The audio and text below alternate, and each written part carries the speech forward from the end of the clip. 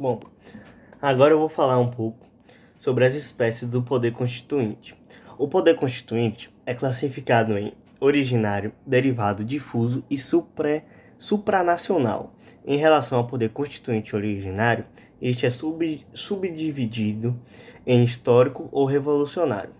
Por seu turno, o poder constituinte derivado possui sua subdivisão classificada em reformador, decorrente e revisor. Abordaremos detalhadamente a cada espécie e suas subdivisões quando houver no transcorrer deste vídeo. Vamos falar agora um pouco sobre o poder constituinte originário.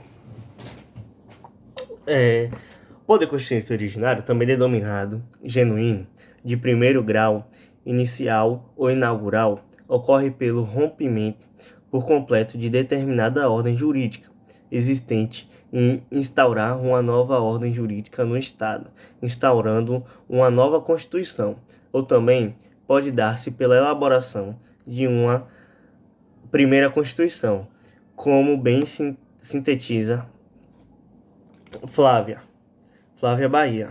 É o poder criador, é o poder institucionalizador de uma Constituição central. Destarta-se o poder constituinte originário, caracterizado por ser inicial, limitado, autônomo e incondicionado. A característica de início se dá pelo visto que ocorre a elaboração de uma nova ordem jurídica, exercida através da nova Constituição. Devido ao rompimento da ordem jurídica anterior, surgem as características que o tornam limitado e autônomo, já que não está limitada pela ordem jurídica anterior e tampouco limitar-se pelos direitos anteriores positivados. Na compreensão de Michel Temer, existe limitação, porém é apenas procedimental. No mesmo entendimento em que há limitação ao poder constituinte originário, dispõe Paulo Branco no trecho aqui. Se o poder constituinte é a expressão da vontade política da nação, não pode ser entendida sem referências aos valores éticos, religiosos, culturais que informam essa mesma nação e que motivam as suas ações. Por isso, um grupo que se arrogue a condição de representação do poder constituinte originário, se dispuser a redigir uma Constituição que hostilize esses valores denominantes, não haverá de obter o acolhimento de suas regras pela população. Não terá êxito no seu empreendimento revolucionário e não será reconhecido como poder constituinte originário. Afinal, só é dado falar em atuação do poder constituinte originário se o grupo que diz representá-lo colher a anuência do povo, ou seja, se vier ratificando a sua invocada representação popular. No contrário, estará havendo apenas uma insurreição a ser sancionada como de delito penal. Quem tenta romper a ordem constitucional para instaurar outra e não obtém a adesão dos cidadãos, não exerce poder constituinte originário, mas age como rebelde criminoso. A fim da manifestação da sua vontade, isso foi Paulo Branco que disse: a fim da manifestação de sua vontade ao poder constituinte originário, não lhe é imposta forma de procedimentos para realizar a Constituição. Eis a natureza de poder incondicionada. No que tange às subdivisões do poder constituinte originário, em histórico ou revolucionário, o poder constituinte originário histórico é o que edita a primeira Constituição do Estado. Em contrapartida, o poder constituinte originário revolucionário é aquele que rompe a ordem constitucional vigente, instaurando um novo ordenamento jurídico através da elaboração de uma nova Constituição. O poder constituinte derivado é o poder constituinte derivado, também denominado de segundo grau, instituindo ou constituído, derivado do poder constituinte originário, tendo seu exercício limitado, disposto na própria Constituição?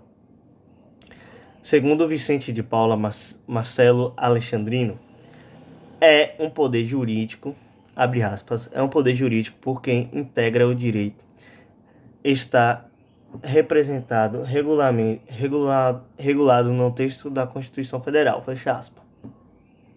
Desta feita, o poder constituinte derivado possui as seguintes características: subordinado, condicionado e limitado.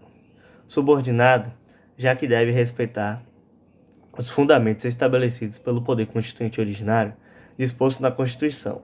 Condicionado, pois qualquer reforma deve ser realizada harmonicamente à Constituição Federal. Limitado, visto que deve obediência às normas de elaboração impostas, bem como ao conteúdo da Constituição Federal, que não pode sofrer alteração. O poder constituinte derivado, como visto, é dividido em reformador, decorrente ou revisor.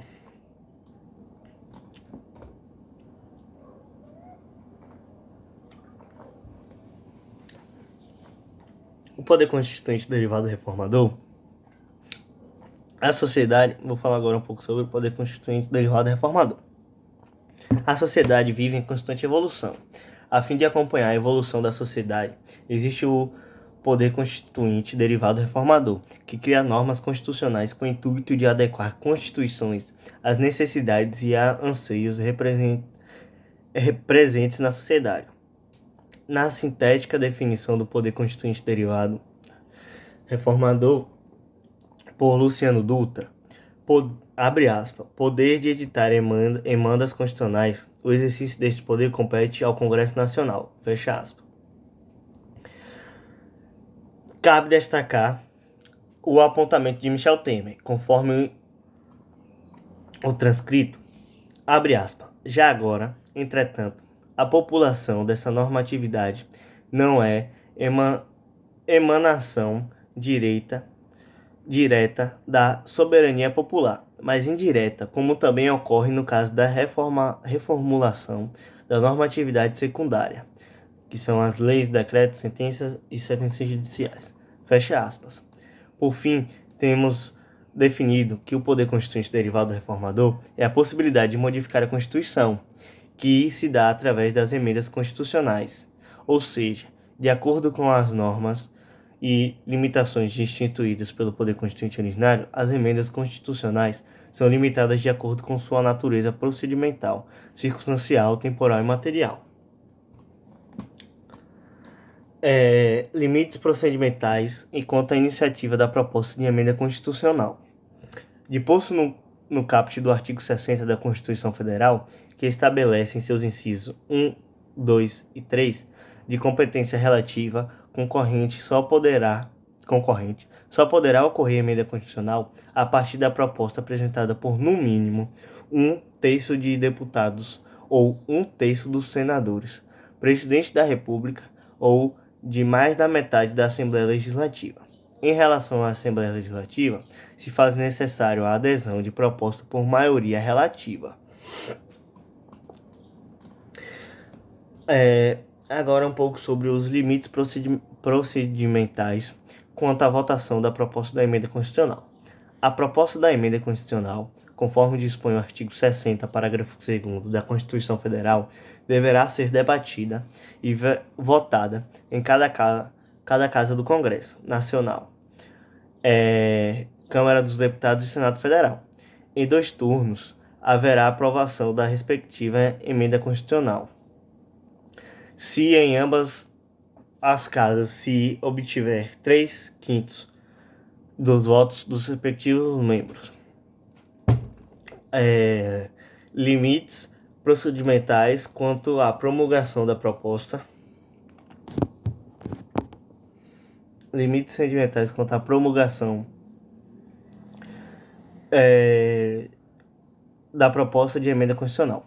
No que tange à promulgação da emenda constitucional, apresenta-se disposto no artigo 60, parágrafo 3º da Constituição Federal, o qual dispõe que a promulgação será efetuada pelas mesas das câmaras dos deputados e do Senado Federal após a aprovação da emenda constitucional pelo Congresso Nacional. Esta não irá para a sanção presidencial. Agora sobre os limites circunstanciais. A Constituição Federal dispõe em seu artigo 60, ao parágrafo 1º, quanto aos limites circunstanciais, ou seja, determinadas circunstâncias, onde não poderá ocorrer o trâmite da emenda constitucional. As hipóteses dispostas na Constituição Federal são intervenção federal, estado de defesa ou estado de sítio, caso ocorram norma constitucional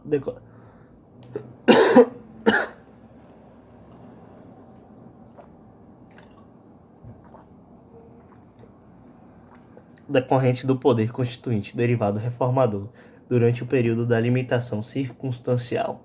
Essa será inconstitucional.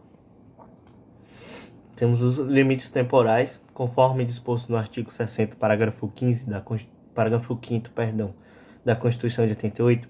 A matéria constante da proposta de emenda rejeitada ou a vida prejudicada não pode ser objeto de nova proposta na mesma sessão legislativa.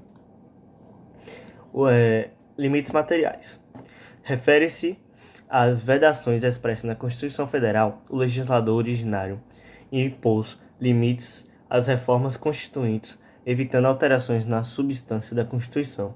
As limitações dispostas no artigo 60, parágrafo 4º da Constituição Federal de 1988 são denominadas limitações materiais explícitas. Por seu turno, existem limitações que decorrem do sistema constitucional, ou quais são denominadas limitações materiais implícitas. No poder constituinte derivado decorrente, como o poder constituinte derivado reformador, também é jurídico, definido pela capacidade das unidades da federação, que são os estados, Distrito Federal e municípios, elaborarem suas próprias constituições, que são os estados, e lei orgânica, Distrito Federal e município. Segundo Pedro Lenza, estados têm a capacidade de auto-organizar-se, desde que, é claro, observem as regras que foram estabelecidas pelo poder constituinte originário. Destarte, de acordo com o artigo 25 e no artigo 11 da ADCT, na elaboração que cabe obediência aos princípios dispostos na Constituição Federal. O Poder Constituinte derivado revisor, instituído pelo Poder Constituinte originário, possibilita, após 5 anos da promulgação da Constituição Federal de 88, uma única revisão. A revisão realizada mediante votação por maioria absoluta do Congresso Nacional, realizada em sessão unicamente, o que é disposto no artigo 3º da ADCT. O Poder Constituinte derivado revisor teve sua limitação disposta nas cláusulas pétreas, no artigo 60, parágrafo 4º da Constituição Federal de 88.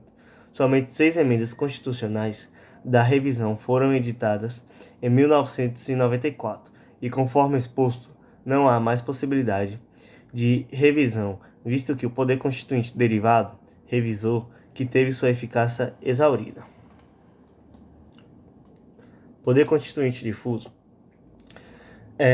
O Poder Constituinte difuso caracteriza-se pelo poder atribuído aos agentes políticos de adequação da Constituição Federal de uma forma específica, ou seja, a adaptação do texto constitucional sem alterações às evoluções ocorrentes na sociedade. O Poder Constituinte supranacional não admite, em ordenamento jurídico brasileiro, encontrar-se caracterizado pela possibilidade da criação de instituições supranacionais visando determinada vontade da integração e relativizando a soberania dos Estados, por exemplo, a União Europeia. Então, nas considerações finais, podemos ter que o Poder Constituinte pode ser posto em nosso ordenamento jurídico de 4 formas distintas. O Poder Constituinte originário, na formulação de uma nova ordem jurídica, rompendo com a anterior, como foi no caso da Assembleia Constituinte, e posteriormente promulgação da Constituição da República Federativa do Brasil, de 1988. Já o Poder Constituinte reformador se refere as possíveis alterações ou emendas constitucionais previstas em limitações pelo poder constitucional constituinte originário. Neste mesmo sentido, o poder constituinte reformador decorrente dispõe a possibilidade às unidades federativas de auto-organização, desde que respeitados os princípios, requisitos e hipóteses dispostos na Constituição Federal. Em relação ao poder constituinte reformador revisor, por já ter sido praticado à época de 1994, teve sua eficácia exaurida. Por fim, o poder constituinte difuso é atrelado à interpretação da norma constitucional, sem alteração do seu texto, com o intuito de atender às necessidades da reforma em constante evolução. Esse foi o meu vídeo falando sobre o constitucionalismo, as constituições e um pouco sobre os poderes. Espero que tenha gostado. Foi um vídeo feito em casa, eu não tenho costume nenhum. É meu primeiro vídeo. E obrigado, professor. Desejo que você tenha um bom dia e uma boa semana.